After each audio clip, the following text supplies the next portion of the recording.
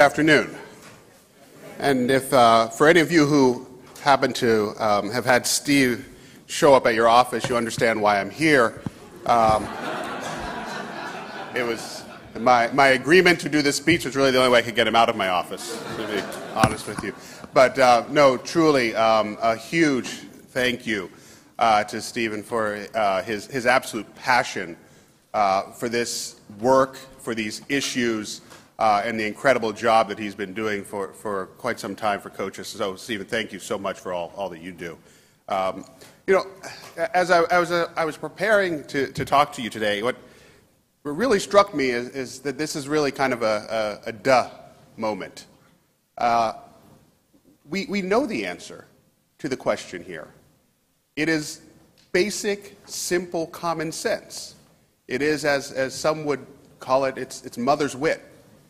It is the fact that we know for a fact that we are incarcerating people who are having mental health issues. We know that. And we know for a fact that we are not providing them with the treatment that they need so that they can be successful when they come out. It's kind of stunning that we are in this position where we know the problem.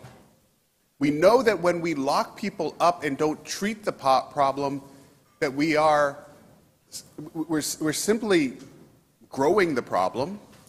And we know that if we allow this problem to fester and we put people out on the street who we have not properly treated, that they're going to recidivate. It's like this is a common sense idea, a common sense problem with common sense solutions like the Excellence Act, and we aren't doing it. And that's the thing that is so troubling. So in the parlance of the White House, I have right now 409 days until the weekend. Okay? That's the amount of time that we have left of President Obama's administration. And we and the President cares deeply about this issue, deeply about the fact that so many of our children, especially our brown and black children, are growing up with a parent who is incarcerated. The numbers are astounding, that so many of the people who we are incarcerating are people who we should be helping. That's really America's promise, is what do you do for those who are most in need? And that we have limited time to get this done. And that one area where we can we can have an impact, because it's an area which we all kind of get and understand and know the need of, is mental health. And so what can we be doing with respect to mental health? And we know that, we start seeing this in our schools and in our school discipline. Who are the kids who are getting disciplined the most in our schools? It's the kids with disabilities, it's the kids of color, it's the kids who have mental health needs, it's the kids in families where there are untreated mental health needs. And so because of that, the Department of Education and the Department of Justice created something called the School Discipline Guidance, how to give teachers the tools that they need to ensure that kids succeed. And that we're not kicking kids out of school early, where we know that once you kick a kid out of school, that they're going to fall behind, they're going to quit, they're going to drop out, they're going to become parts of our juvenile and criminal justice systems. So we have this guidance, this beautiful package. We even create a hashtag, Rethink Discipline. And yet the common sense message of that is not getting around. We have all these school districts that are still engaging in zero tolerance policies, are still doing things that are backwards. And so we will keep pushing for those 409 days and hope that more and more take it on.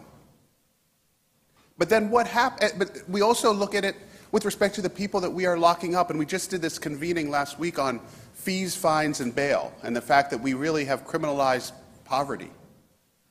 You have a person who gets a $25, a $50 traffic ticket. They can't pay it in May, but then in June we double it to $50 or $100, expecting that suddenly now they have twice as much to make that payment. And then they don't pay it in June, and so what we decided to do is let's boot their car. Because what's really a smart thing to do is make it harder for them to get to work. And so we do that, and then we're surprised when they don't have a job. And we're surprised when they're struggling even more and when their families are struggling even more. And like, how can we be more honest about our system? You know, if we want new and better parks and if we want new and better police officers, we're actually going to have to pay something for those things. But let's not pay it on the backs of those who are most in need. But we look at our criminal justice system, and we did a convening on something called law enforcement assisted diversion. The idea that if we in fact help people instead of locking them up, that we can be more successful as a society. And so law enforcement assisted diversion, it's in Seattle. I know that Santa Fe is looking at it and Albany is looking at it, and we heard that Maine is probably going to do something around this, is the idea that police officers and prosecutors and district attorneys can get together with social workers and take those individuals who are struggling the most and not even book them. You know, we all have heard of diversion where you book the person has to plead guilty, and sometime many years later we can expunge the record. But what if we don't even book them? What if we actually take the time to provide them with the mental health services, the addiction services, the educational services, the family services that they need without even booking them? You know, we're talking about having 2.2 million people incarcerated right now. We're talking about having 70 million people with a criminal record or an arrest record where they'd have to check that box on an employment form. That's 1/3 of the adults in our country. We as a country should be better than that. So what if we don't send them that way? And what if we actually put some money and some resources into programs where we divert people to the mental health services they need on the front end, instead of waiting until the problem is exacerbated and trying to fix it on the back end? It seems like this shouldn't be that hard. This isn't novel. So then what happens when we in fact lock them up? And we lock them up and we warehouse these people, and we have them in a situation where we're better to provide them with educational and skills and mental health and addiction programming. We're better. They're not going anywhere. And yet we fail repeatedly. We talk about right now having a 60% recidivism rate coming out of state and local facilities, a 40% recidivism rate coming out of the federal government. That doesn't make any sense.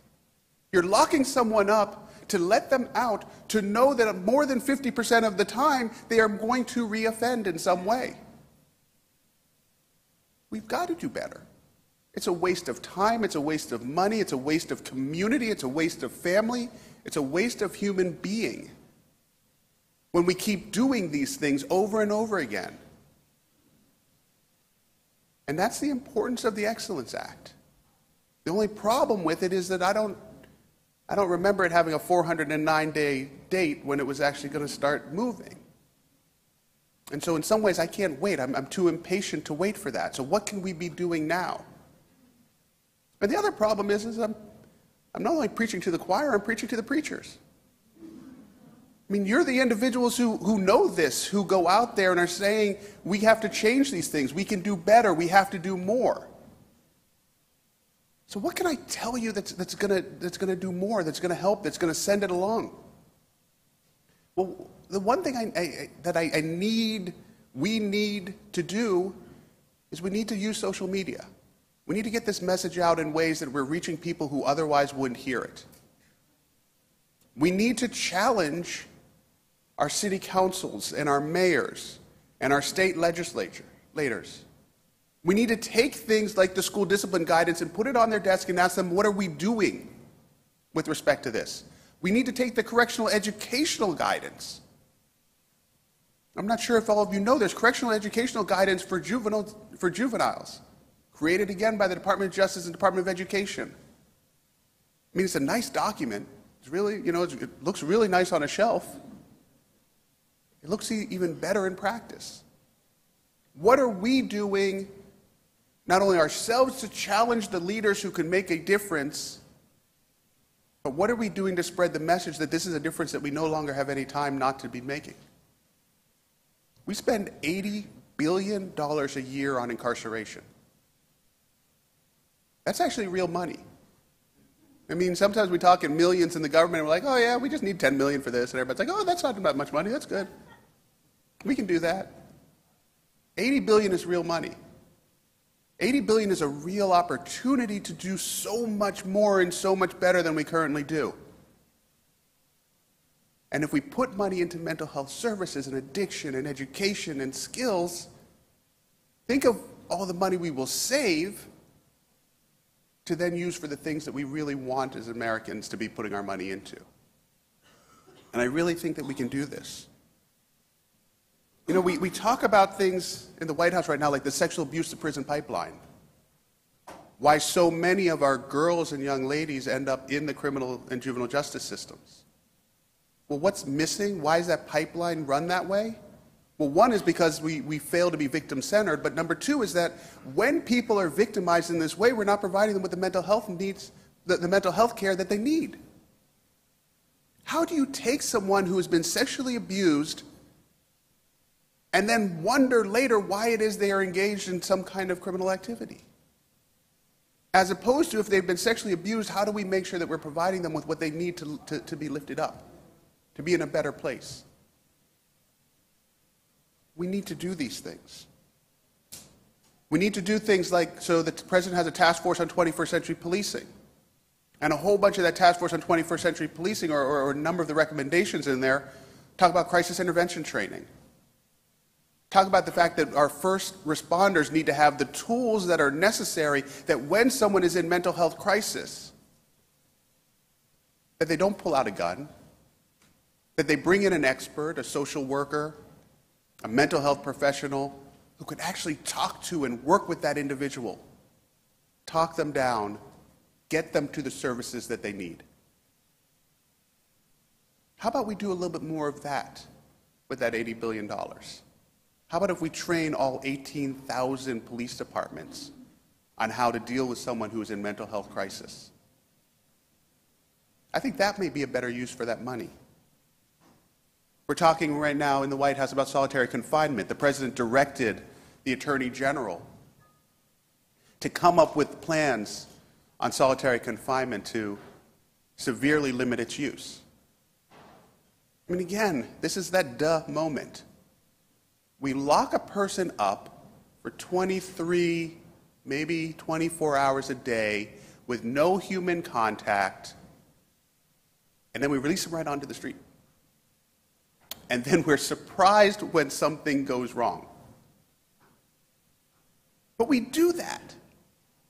And that's a mistake. So what are we going to do better? What are we going to do differently? How do we make sure that we're not locking people up for being mentally ill? I worked in the Civil Rights Division at the Department of Justice when we issued our findings letter at Crescent Facility in Pittsburgh, Pennsylvania. And as we broadened that out later, it was after I left, that the Special Litigation Section broadened that to the whole state of Pennsylvania. They were locking people up for being mentally ill.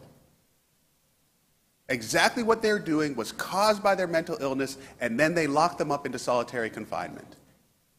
And then people are surprised that they're not successful when they get out. This is the common sense message that we, as the preachers around criminal justice reform, need to be getting out there, need to be telling more people about, need to be doing more about, because it is so incredibly important, because it impacts everybody. If it doesn't impact you individually, you have that family member who has it. If it's not you or that family member, that neighbor has it. If it's not you, that family member, that neighbor, that kid who's going to school with your kid is in need of this.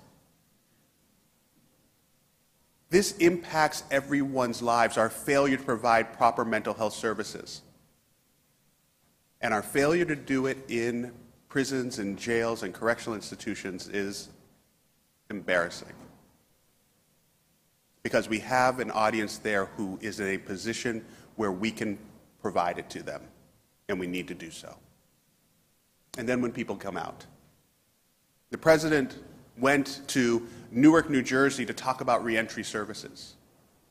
And this is the same president who was the first sitting president to ever go to a federal correctional institution when he went to El Reno. Why did he go there? He went there in part to remind this country that those are human beings that are sitting in there. That the people who he sat down with are going to be getting out just like approximately 600,000 people walk out of prisons and jails every year. 600,000 people. Those are human beings. And if we don't treat them like human beings, if we don't provide them with the needs that they have, we can't expect success on the back end.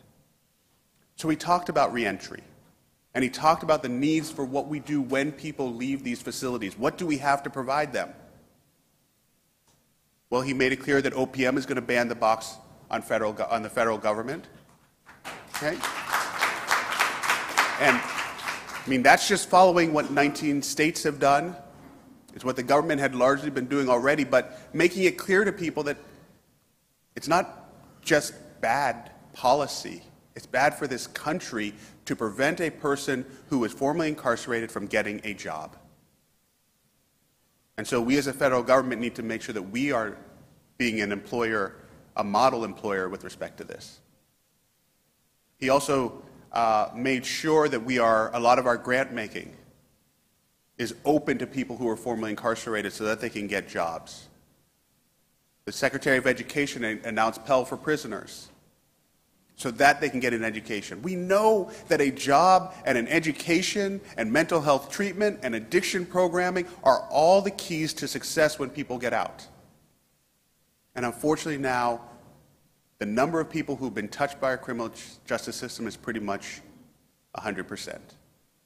In some way, we are all touched by our criminal justice system. So, my answer to you on this common sense solution, on this mother's wit is, we just have to keep talking. We have to keep talking and keep doing. Because eventually somebody's going to hear us who matters, who cares, who's going to do something about it. I mean, we are at in a time when there is pretty much no bipartisanship. We look at criminal justice and we are as bipartisan as can be. I'm on speed email right now with Mark Holden, the General Counsel for Coke Industries, as we talk back and forth about what can be done on criminal justice reform. And I truly believe that he cares deeply about this issue. I mean, they banned the box at Coke Industries, like Target and Facebook, Home Depot, Johns Hopkins Medical Center. The right and the left get that. And look, I'm not going to ask you for your motivation. If your motivation is financial, so be it. If your motivation is moral, so be it. Let's just get it done. And so we have the Sentencing Reform and Corrections Act of 2015 that this administration is really pushing to get to the president's desk. Because it's a start. It's a start in the right direction. It talks about reentry services on the corrections side of it. It talks about what we can do better, what we can do legislatively. But it's a start. 2.2 million is too many. We've got to bring that number down. And all I can say to all of you is thank you for what you do. Thank you for all your incredible hard work. Please keep pushing, because we're better than this as a country. So thank you so much for your time.